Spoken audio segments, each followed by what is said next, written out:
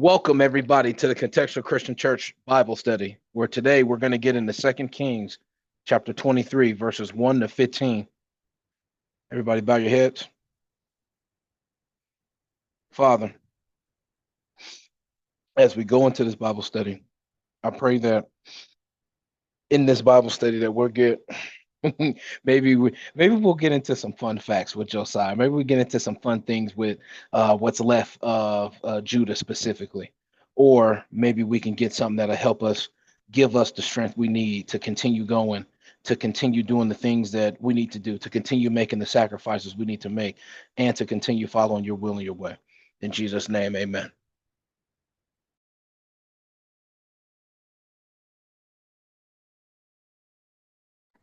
All right. So last time we had gone through, just get back to it. We had started in verse 8 and went to the end of the chapter 22. And we started off where Hilkiah, the high priest, he had spoken to Shaphan the scribe, and he gave him this book, the book of the law, Leviticus. And Shaphan brought it to the king. And when the king saw how much they were not following and how the wrath of God was going to be quick upon them because they weren't following, the king ripped his clothes and cried out because of it. And then he went to inquire of a prophet to ask him about this. And when they got the prophet, it was actually a female prophet, a prophetess. And they had gotten word back from the prophetess about the destruction that was going to happen to them for not following this word. But God waited until this point, giving him the chance to be able to see it for himself, because when the king ripped his clothes from finding out how they had forsaken God, that showed God the heart that he had and the fact that he did desire to do right. He just didn't know, which, as we spoke about, showed that if you want to do the right thing, God will give you the chance to do it. He's not going to kill you before you get that chance. But if you don't, it'll be swift on you. So God told him that after that he would definitely be dying in peace before any of the evil comes about. But then as soon as he's gone, or not as soon, but after he's gone, that's when all the evil that's going to, or the that are going to take place are going to happen. As we spoke about before, evil in the Bible times does not necessarily mean sin. It could just be bad things happening. And that's where we ended with, was those bad things happening? Or about him telling him he'll die in peace. And the word was brought to him to tell him this. And that's the end of the summary for today. So, thank you. Charles, you got to unmute yourself. Yeah, I'm going to switch it over to the next one. Next, we'll be reading 2 Kings chapter 23, verses 1 to 5. I'm going to give it a couple seconds.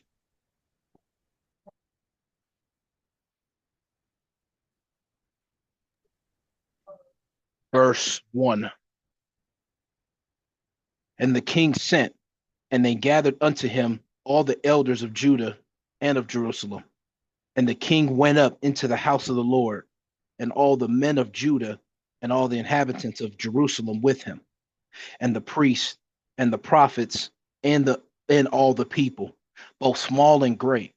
And he read in their ears all the words of the book of the covenant which was found in the house of the Lord. And the king stood by a pillar and made a covenant before the Lord to walk after the Lord and to keep his commandments and his testimonies and his statutes with all their heart and all their soul, to perform the words of this covenant that were written in this book. And all the people stood to the covenant. And the king commanded Hilkiah, the high priest, and the priest of the second order, and the keepers of the door, to bring forth out of the temple of the Lord all the vessels that were made for Baal and for the grove and for all the host of heaven, and he burnt them without it. He burnt them without Jerusalem in the fields of Kidron, and carried the ashes of them unto Bethel. And he put down the idolatrous priests, whom the kings of Judah had ordained to burn incense in the high places in the cities of Judah and in the places round about Jerusalem. Them also that burnt incense unto Baal, to the sun and to the moon and to the planets and to all the host of heaven. So, first thing in my part, the king gathers. Let me reread real quick. He gathered the Bravo. elders of Judah. Yeah, he gathered the elders of Judah and Jerusalem. He as in Josiah. So we're still talking about Josiah. Josiah goes into the house of the Lord with all the men of Judah and the inhabitants, well, the other people. So it's him, the priests, prophets, and all the other people. And he reads the book that they found, the book with the laws and rules and regulations and all that. He reads that for everyone to hear. The book that was found in the house of the Lord specifically. And he also made a covenant with the Lord to basically do what the Lord needs him to do what he says, follow his rules, laws, regulations, things of that, make the commandments and all of that, and follow God with all his heart, soul, and his might. And to do all of the things that were supposed to be done that's in the book. Basically, the book gives them everything they need, and he's going to make sure he follows it to the T, or follows it as much as he can with all his heart and might. And it says in the end of verse 3, and all the people stood to the covenant. I'm going to just look at I don't think the definitions are going to help me with this one. Mm-hmm. Before I even look at the definition, when I read it, I took it as that they did the cut. They said they are standing by that covenant as well, but I want to double check.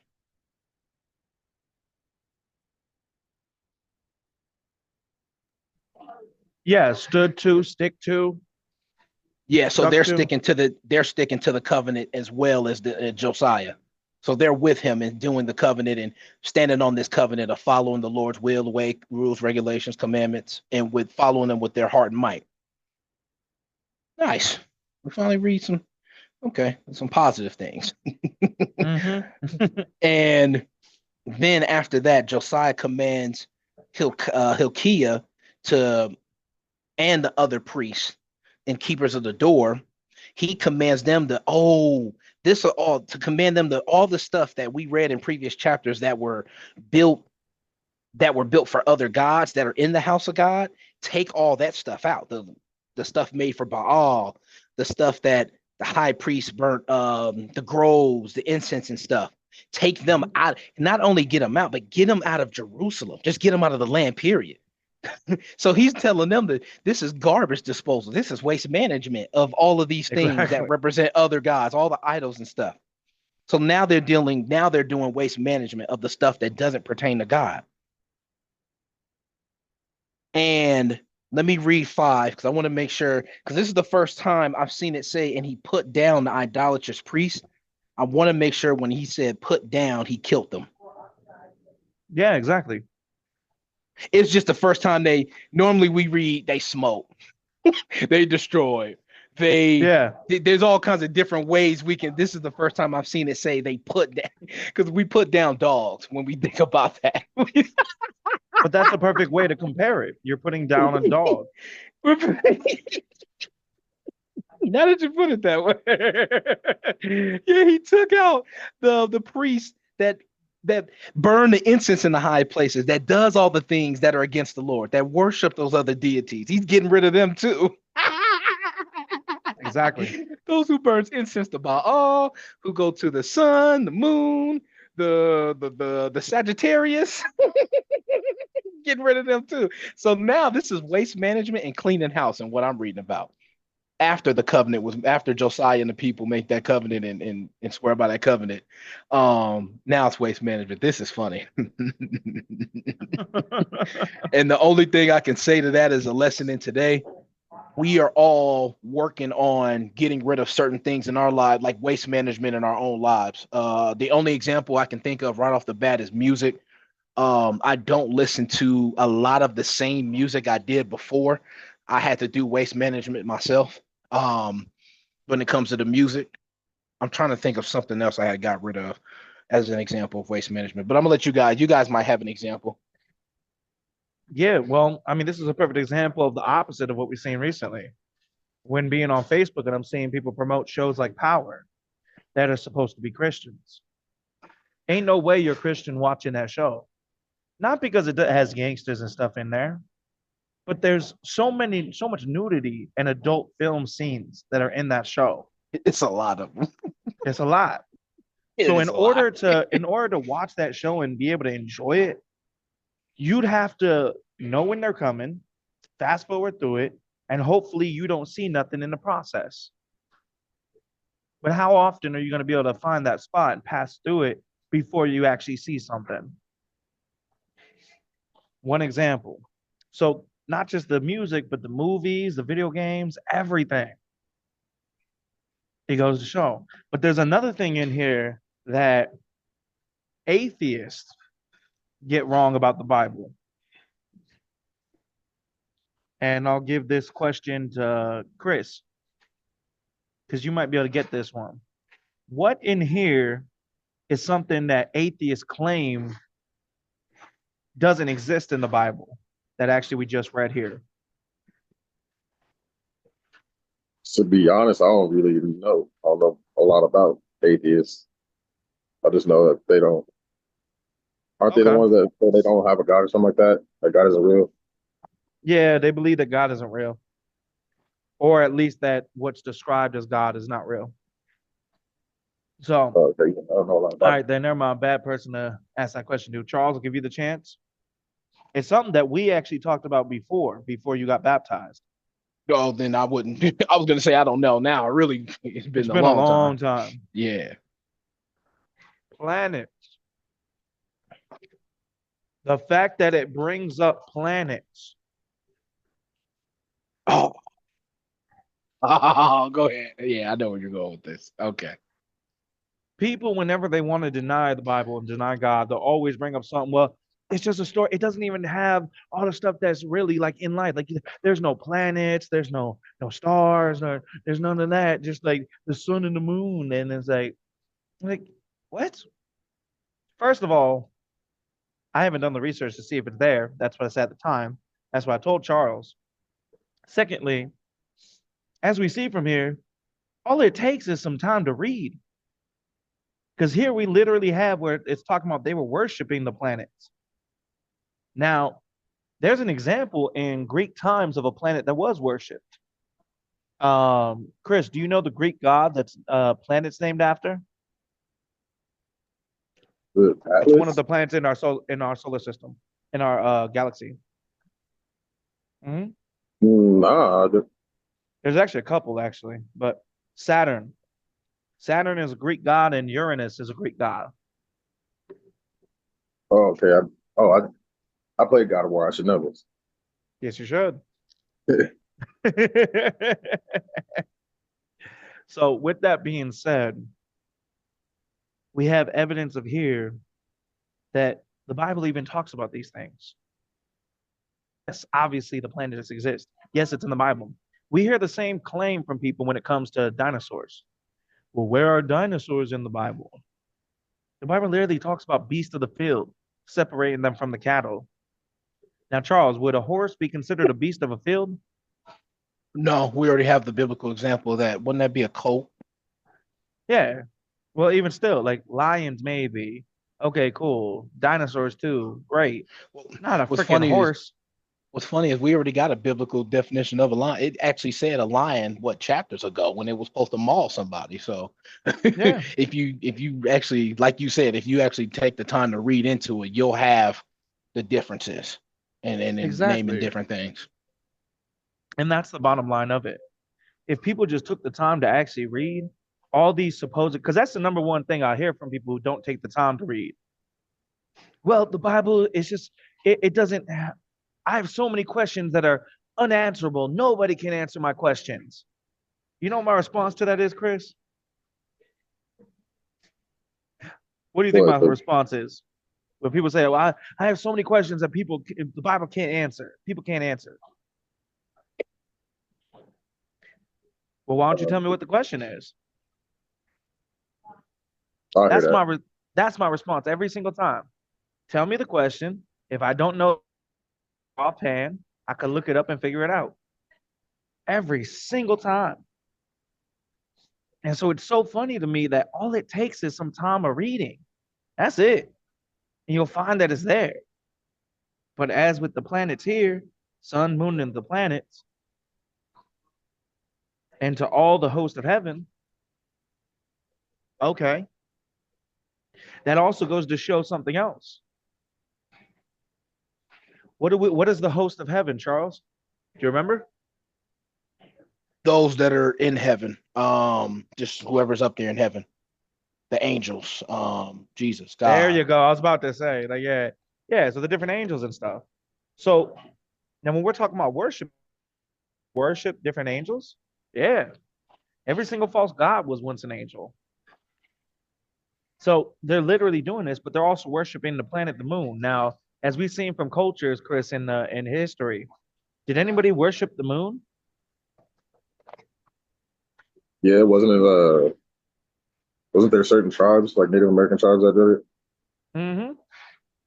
I mean, you literally have a sun god in a bunch of different Native American tribes. So, with that being said, this is literally just going to show that, and the history backs it up. So, anyways, that's it. Section. Does anybody have any comments, questions as we go to the second section? And go ahead, Charles, and change it when you're ready. Although, Charles, I thought you said that Chris was going to read first. No, he said second. I said second. Okay.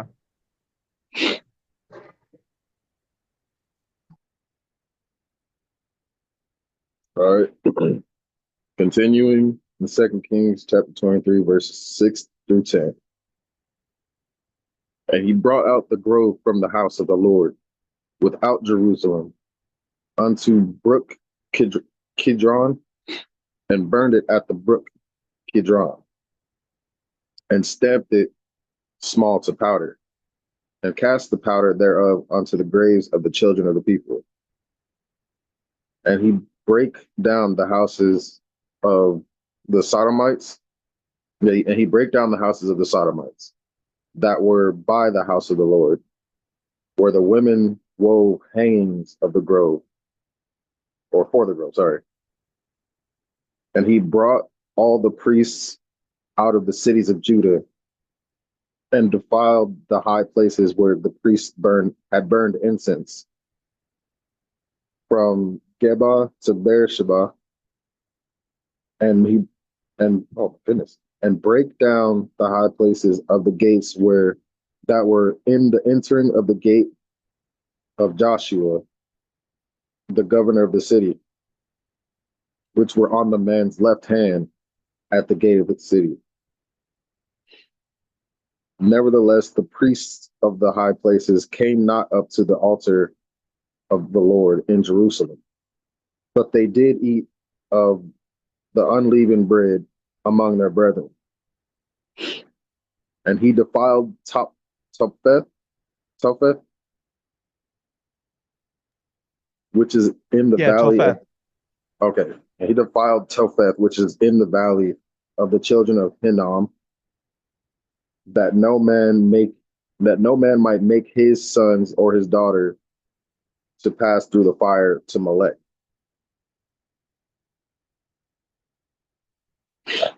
All right.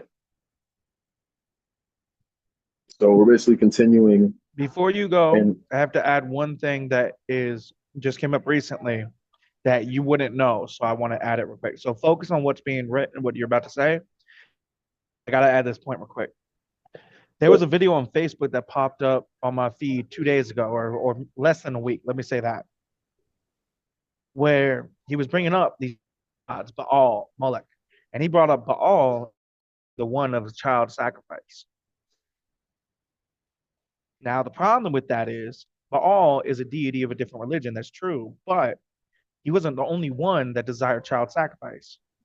There are a bunch of religions then and after that desired sacrifice to their gods, even cannibalism for some of them. But because he saw one time or a few times, as we saw with Baal, where they were sacrificed to Baal, we negate that. Then what happens if you do that? If you say that that's the one, then what happened here with Molech in verse 10? It didn't say they sacrificed it to Baal, did it, Chris? No.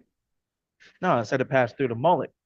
So just because we see something common with one false deity, don't assume that that same thing doesn't happen under other false deities. That's what that Facebook preacher made a mistake on. Now go ahead in your explanation. Okay. So we're starting off with basically continuing what Charles had read in his section about him just getting the stuff out of the house of the Lord that doesn't need to be there, and that worships or that's for other idols.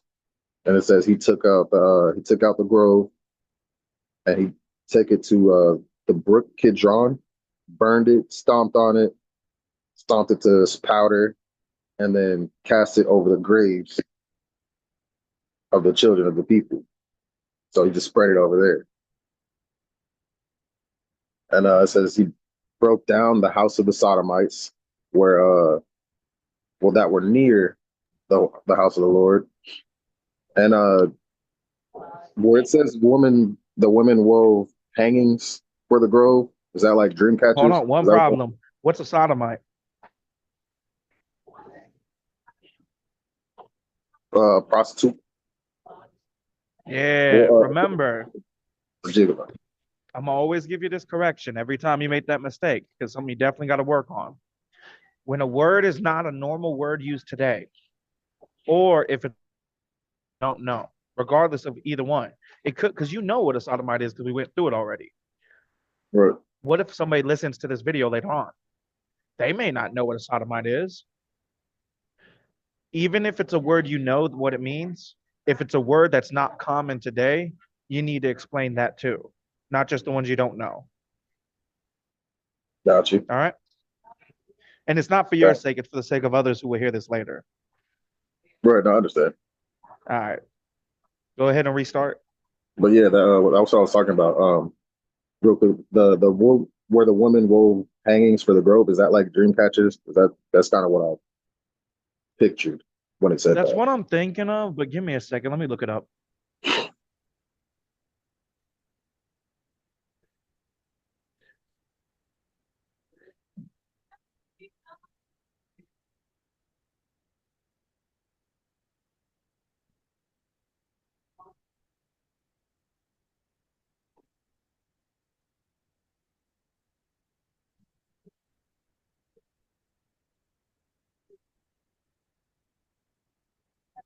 Should I just keep explaining for the time being? Asherah. Hold on, let me look that up.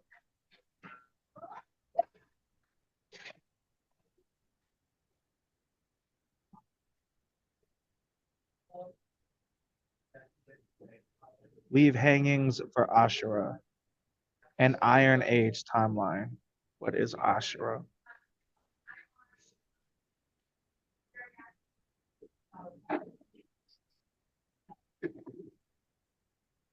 Oh, Asherah is a Semitic goddess.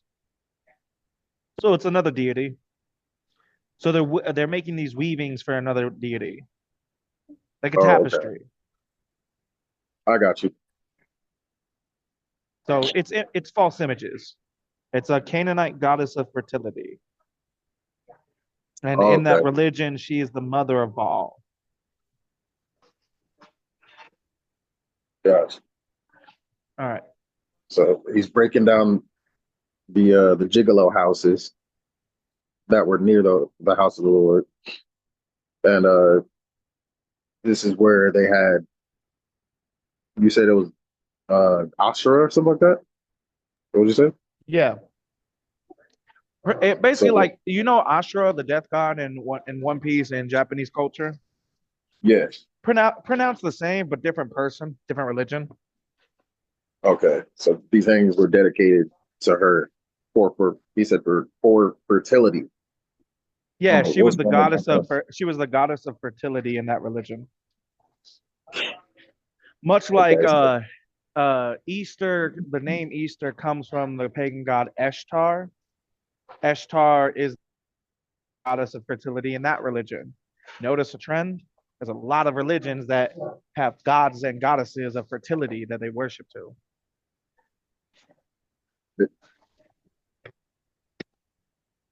all right. So continuing in verse 8, he's bringing all the priests out from the cities of Judah. And it says he defiled. And when I say defiled, when I look it up, it's to become unclean or become impure. Yep. And But in this context, I'd say he's what just would it violating, mean? he messing up all those places set up for where they were burning up incense and stuff like that. Exactly. So it's funny because it's a sin in every religion, no matter what the religion is, no matter what it is. You have a religion where you're worshiping some kind of deity, the one thing you're not allowed to have happen is you're not allowed to have that temple be messed up in any kind of way. So when we look at defiling, this brings up a very interesting.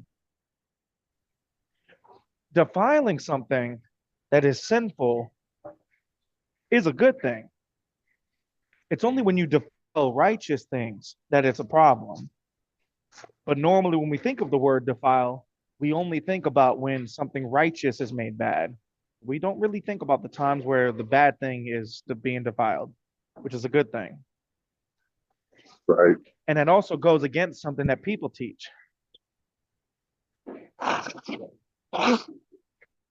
Bless you. What does that go against what people teach about how to treat people and how to deal with others?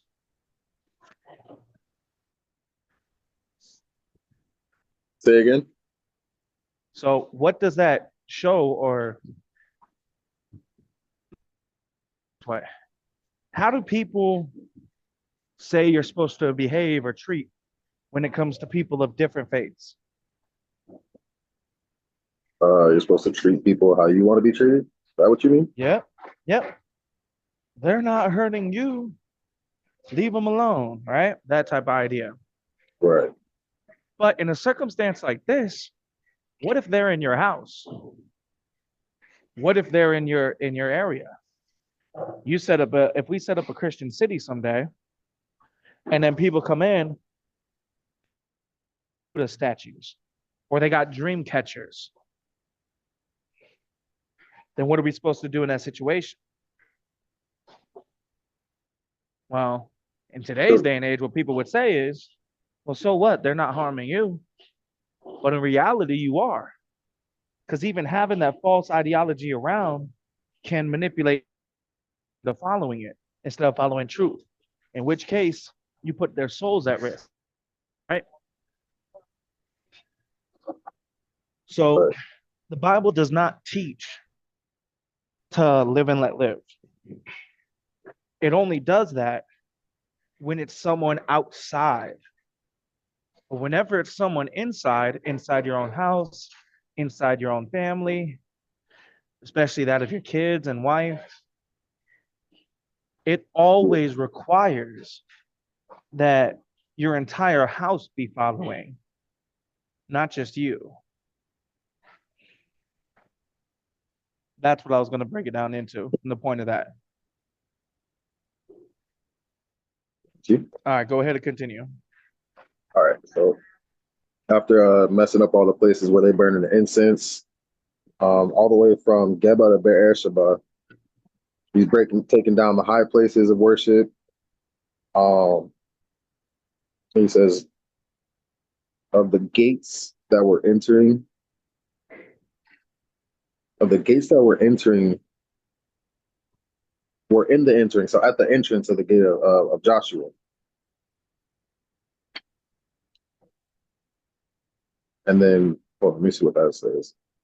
Reread that. The governor of the city, which were on a man's left hand at the gate of the city. I don't get that part. Why there? What? So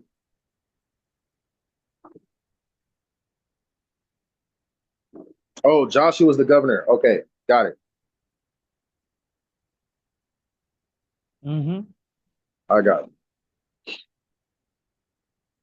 So if it's on the man's left hand at the gate of the city, what would that mean? They were in the entering of the gate of Joshua, the governor of the city, which were on a man's left hand at the gate of the city. What does that sound like it's saying? It's on the left side. Yeah, there you go.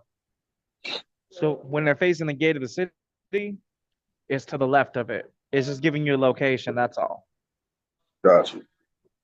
Yeah, because my KJV is still up, so I got all the definitions. That's why it was hard to read that.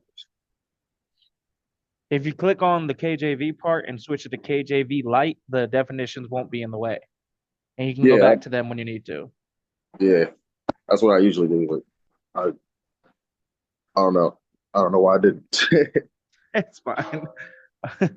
Go ahead and continue. All right. And it says, the priests of the high places didn't go up to the altar of the Lord in Jerusalem, but they still ate the unleavened bread with the people, with their brothers and whatnot. And he messes up, defiles again, Topheth, which is Topheth. Yep. It's in the valley of the children of Hinnom, so that nobody makes their son or daughter go through, or basically sacrifices them to Molech.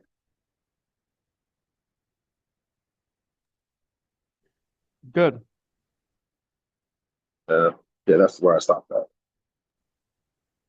Good.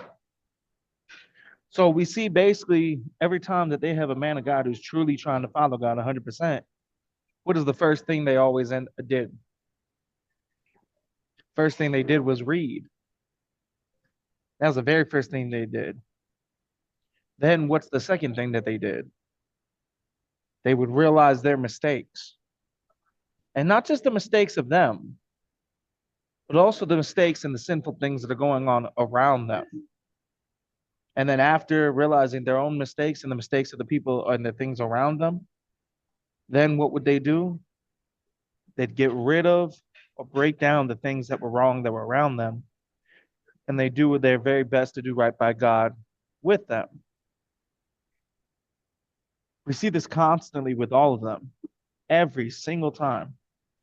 They realize they're doing something wrong, and then it happens.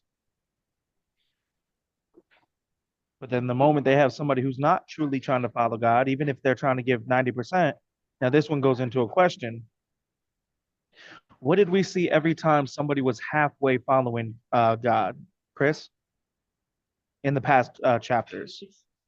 They would do a lot of good, but there was something they always forgot to do or chose not to do. Well, isn't it something like they would get some blessing, like some reward, but they would still get they still had to go through some situations. No. You're not. Listen to my question one more time. All right. You misunderstood the question. Every time somebody was halfway following God, I brought up everything that the godly man would do. They would first read, then find out their inaccuracies and what they're doing wrong and what's going on wrong around them, and they would work to change it. But the ones that were halfway following or not fully following, but it said that they tried to do what was right in God's eyes, just not at the level of David. What did it say that they always left behind? What did it say they didn't fix? Oh, they didn't take down the high places by the Lord. Exactly. every single time. They might be serving God in their heart themselves, but they wouldn't get rid of the high places. But every time we saw a man of God who was 100% trying to follow God, what did he do? He got rid of the high places, the worship of other idols, the worship of other gods. That's the difference. And this is a perfect example. And I said this on the phone to you earlier, Chris, and also to Charles on the phone earlier. It's interesting when we see when it comes down to people who are halfway following God, as the circumstance recently happened, we see that they are perfectly fine with getting corrected and perfectly fine with learning in a way that they are okay with. But when it gets to a subject they don't want the correction on, think they're better off than they actually are, how do they respond, Chris? Every single time. Defensive. Yeah, exactly. It's always defensive. It's always, you don't know my situation, or you don't know what you're talking about, or this. And you could come with all the facts. It doesn't matter. Because the truth is, they're not putting God first. Chris, have you ever given me correction on anything? Believe so. Yeah. And how did I respond when you corrected me on it when it was accurate? Usually you adhere to it. Exactly. Charles, have you ever given me correction on anything? Some things here and there. And how do I respond when the correction is accurate? You were right, bro. I have to work on a couple things here and there. Exactly. See, that is the mark of a man who is truly trying to follow God. It's not about whether or not you make mistakes. It's not about, like here with this man of God in the Bible, it's not about whether or not we live in a sinful world, but what are you doing to change? As I said yesterday in the Bible study, effort alone is not enough. It has to be effort towards righteousness. And that means when the time you do something wrong, if it's sinful, or the time happens where there's a better way to do it and somebody's giving you correction about a better way to do it, the first thing you should always do is receive it, listen to them, hear what they're saying. Then, after you receive it, think about if it's true or not. And if it's not true, let's say I was wrong, Chris. Let's say what I said about Thomas was inaccurate, that he was disciplining his child. I just wasn't hearing on the phone. What would be a proper way to give that, to have that conversation instead of what happened? What would be have been a better way he could have gone about that? Well, first off, keeping composure. You could just say what you mean. Like, be like, oh, this is what happens. This is how I do it. This is, you know what I mean? Like, break it down, give the facts, but always keep it respectful. Exactly. First things first, you keep it respectful. If what I said is incorrect, you don't go off saying, you don't know what they're talking about. You act like you know everything. You don't go off like that. You respond like, there might be some misunderstanding on your side. What do you mean by saying that I don't discipline? You try to get clarity. And if what I'm saying is wrong, we have that conversation as respectfully. That's how you go about it. Charles, how many times has there ever been a time where I gave you correction and my correction was incorrect?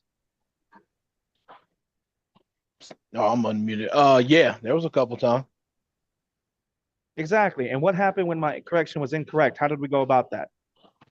Um, well, first it didn't start off like the first one didn't start off well. It didn't get to the second one until we had a debate about it, and then you were like, "Oh, okay, yeah, no, that correction was my correction was off. That was my bad, Charles." It wasn't a debate. I think you misunderstand debate, bro. Debate means we're going back and forth and back and forth. If we're listening to each other, that's a discussion. A debate requires over talking and not listening. Were we over talking to each other and not listening to each other? Oh, on the second one, no, we were listening to each other. Exactly. So it was a discussion, not a debate. But the point still, We have that discussion. We find out if I'm right or not. And if I'm wrong about my correction, then what do? Oh, my bad. I misunderstood. I was wrong. That's how we go about it. And the same token is what we're seeing here in the Bible verse. When the correction is accurate, when stuff needs to be taken care of, you do it. But if there is an instance where the correction is incorrect, you discuss it like mature adults. You don't throw temper tantrums like you're a child. That's not how we do things as Christians. It's not the Christian way to go. So, in the same token, we see that from here. Now he was in a time where things needed to be corrected and he was in the right to do so. Did he ask for permission to tear down these things? No, he just did it. Charles, if you found a dream catcher in my room, what should be your first response? I'm gonna get rid of it. The Yeah. question is, am I gonna burn it outside? Am I gonna burn it across the street? No, you're right. Yeah. Your first response would not be sitting here asking me, why do I have a dream catcher in my room? A dream catcher is a false ideology. If you caught that in my room, it needs to be thrown out. Chris, what if you found fortune cookie papers in my room? What should be your first response? You throw it away. Exactly. You Now, if I'm being defensive or whatever, what would be my first response to that, Charles? If I'm not fully following God, if I'm halfway following, what would be my first response in that example?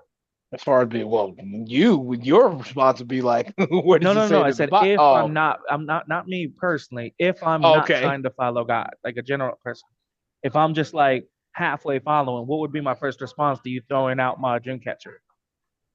Well, what's wrong with the dream catcher? Helps me sleep. Why are you coming at my dream catcher? The That others would didn't give me issues for it. Why are you giving me issues for it? Exactly. That's exactly right. If I'm halfway trying to follow God, I'm gonna be defensive. Be like, why are you touching my stuff? That's not your dream catcher. That's not your place to touch that. It's mine. But if I'm trying to follow God, if that's what I'm trying to do, then what would be my response, Chris? If I'm actually trying to follow and not just halfway. be like, you right. I probably shouldn't have had that up there. Exactly. Now, from the outside looking in, if you don't take into account the godliness, it's kind of rude to throw somebody's stuff away, right? But when we take into account godliness and somebody's soul, it's not rude. It's loving and caring. And if we sit here and just stand by, Chris, do I really got love for you if I don't care if you're following a false doctrine? Bigger. Do I really got love for you if I don't care about you following a false doctrine? Oh no. No, not at all. Charles, with the fact that I'll bring up this is the last time I'm bringing it up just because it relates to this point. When it comes to the situation with Thomas, I've noticed the lack of discipline when it comes to discipling his son as towards correcting him right away. Am I really a loving and caring leader if I don't speak up on that? No. Nah. Because what am I saying if I don't speak up when there's an improvement that could be made on your parenting, Charles? That you're okay with the the lack thereof. You're okay with what's going on. Exactly. And Chris, what is a possible consequence that can come from not correcting right away, but waiting until you get fed up or waiting until after moment of the same, then correcting? What is a possible long-term consequence that can come from that? So it's like one, you give them an inch, they take a mile. So you never know how far they're gonna go. And then also when you do blow up, you can end up giving the correction in the wrong way. So it ends up not even having the effect that it should. Exactly. First and foremost, you give them an inch, they'll take a mile. If you teach your son or daughter that it's okay to do something until I get fed up, first of all, you're telling them that the behavior is okay. You're not actually showing them that the behavior is wrong because you're not speaking until you get fed up. That's one. For two, it's also a fact that you're teaching them that you don't stand by your word. It's only in certain moments that you do. So they're going to take advantage of that. And then for 3, and what was that? The second one that you said, Chris?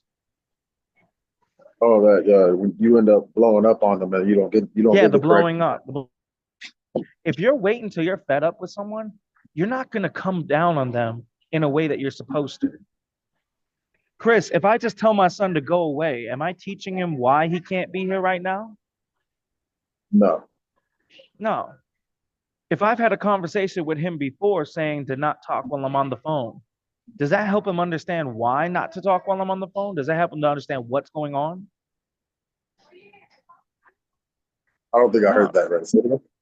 Oh, if I had a conversation with my son prior and I told him that when I'm on the phone, you can't be talking to me while I'm on the phone, is that teaching him anything of why he can't? Or just No, to not do it? Do what I say. you're just saying not to do it. Exactly. Now, should a son or daughter be following you just because you told them what to do?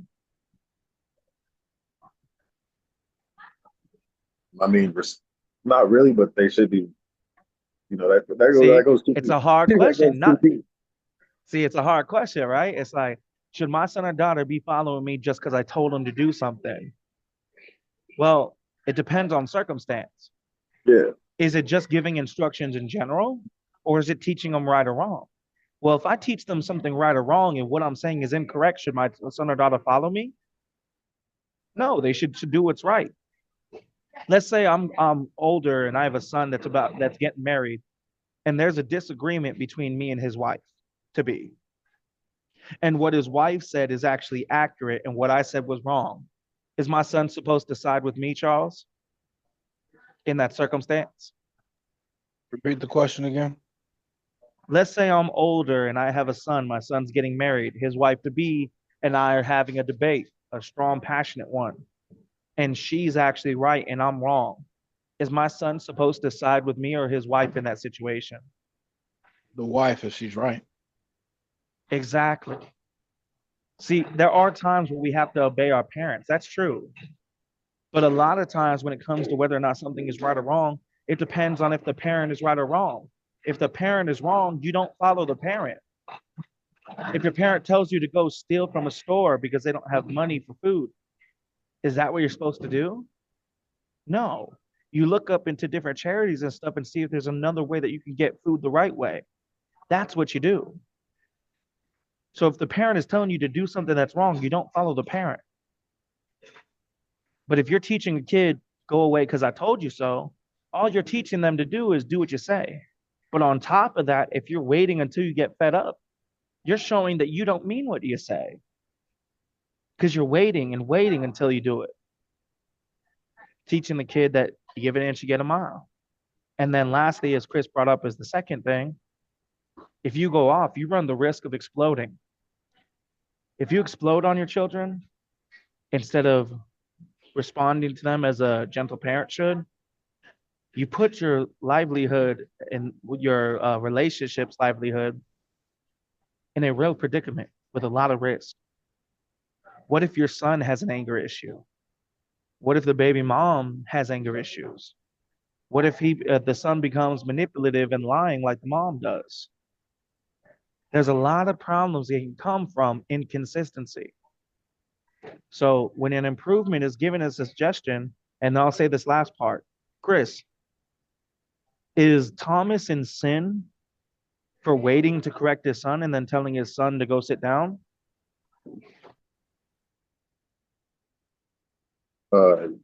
Yes.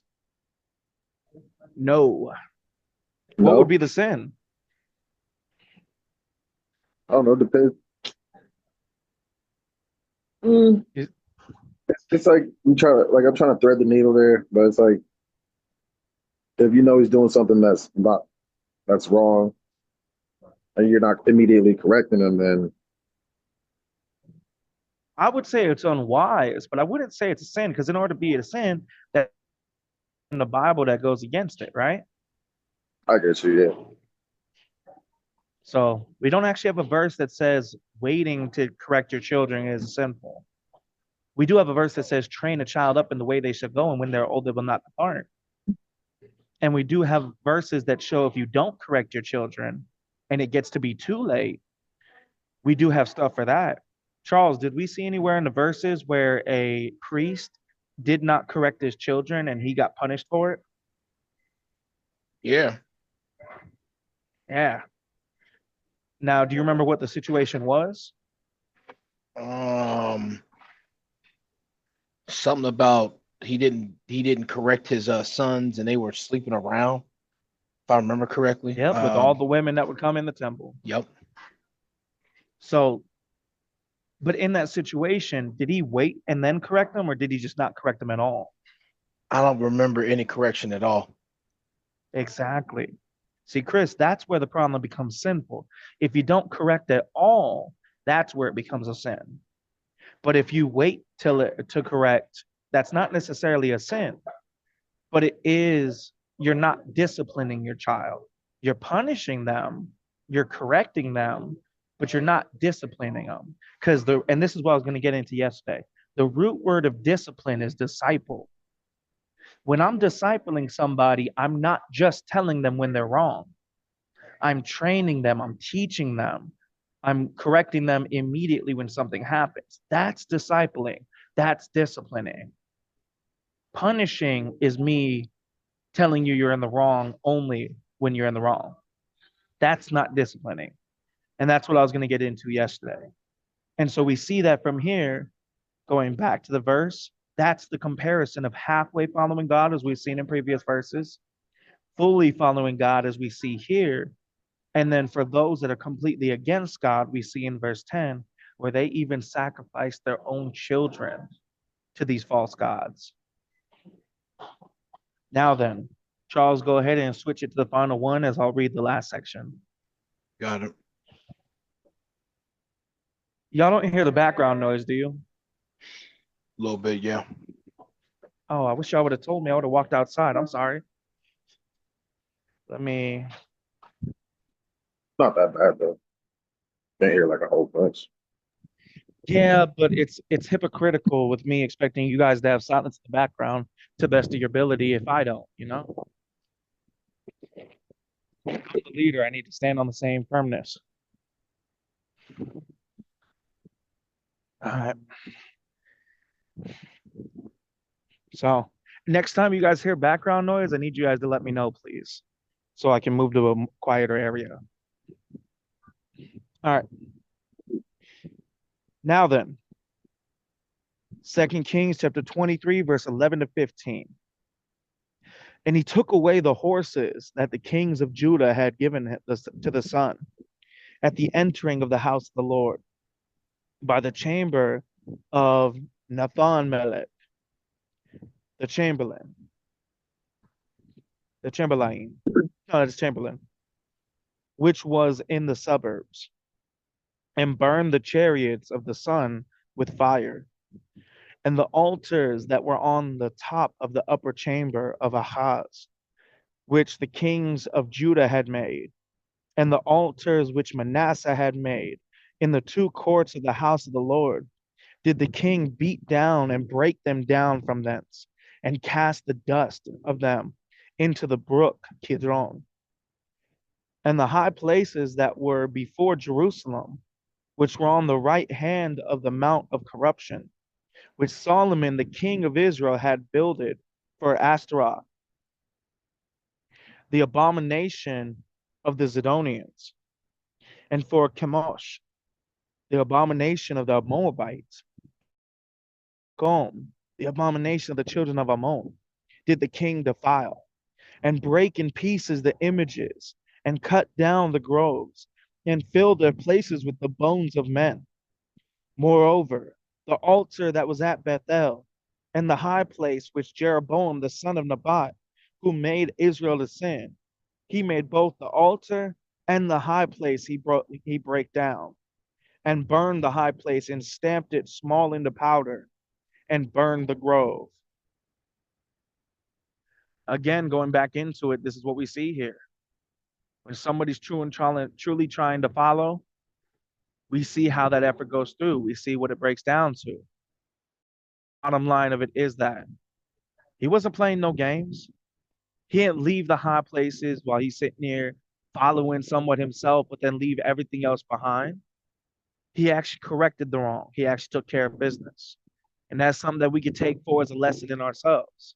If we're truly going to follow God, we can't be having, not just for ourselves, but for those that are around us, uh, our own children. I mean, Chris, for example, in your sake, when your children are being picked up by a guy that you've never met before, how does that make you feel? I was irritated. Yeah. And how would you feel if they started teaching them Islam or some other false religion? Yeah, no, we can't have that. Exactly.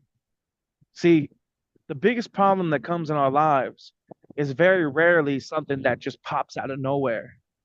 It's almost always something that we let linger and didn't take care of business until it was too late. Like I've talked with Charles, I've talked with Tremaine, talked with Kivana, I've talked with Chris, I've talked with Thomas, I've talked with everybody. And there's one thing I've said consistently: the preparation, that is the most important action that you can take as a Christian. The ability to be corrected, to be wrong, and to work on it. That's the most important mindset. That's the number one thing of being a Christian. But the number one action you can take is preparation. So now with that being said, does anybody have any comments or questions before we go to pray it out? All right, then Charles, go ahead and pray us out. All right, everybody, go ahead and bow your heads. Father, as we go to pray out this study, well, you know what? Thank you for giving us some of the lessons out of this study.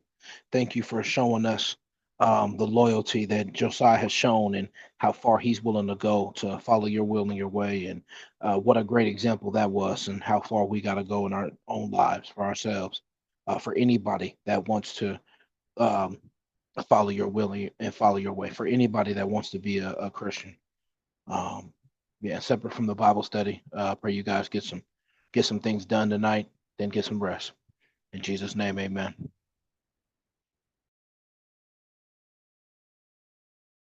All right, amen.